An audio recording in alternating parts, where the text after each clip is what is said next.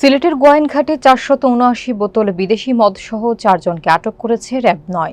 বুধবার রাত 9:30টার দিকে উপজেলার 11 নম্বর মধ্য জাফলং ইউনিয়নের জাফলং চা বাগান এলাকায় অভিযান চালানো হয়। বিস্তারিত থাকছে নাইম আহমেদের প্রতিবেদনে। র্যাব-9 জানায়, গোপন সংবাদের ভিত্তিতে অভিযান পরিচালনার সময় একটি মোটরসাইকেল এবং 3টি প্লাস্টিকের বস্তায় মদ রেখে পালানোর চেষ্টা করলে 4 জনকে আটক করা হয়। আটককৃতরা হলেন উপজেলার দক্ষিণ প্রতাপপুর এলাকার কালন মিয়ার ছেলে আনোয়ার হোসেন, ইদ্রিস আলীর ছেলে আজাদ মিয়া, জাফলং বস্তি এলাকার মঈনুদ্দিনের ছেলে শামসুল ইসলাম এবং মনাইকান্দি এলাকার নুরুল হকের ছেলে জাকির হোসেন। র্যাব-9 সিলেটের মিডিয়া অফিসার অতিরিক্ত police super KM Shahidul Islam সোহাগ বলেন, গোপন সংবাদের ভিত্তিতে অভিযান চালিয়ে 4 জনকে বিদেশি মদ সহ আটক করা হয়েছে। তাদের বিরুদ্ধে আইনানুগ ব্যবস্থা গ্রহণ করা হয়েছে।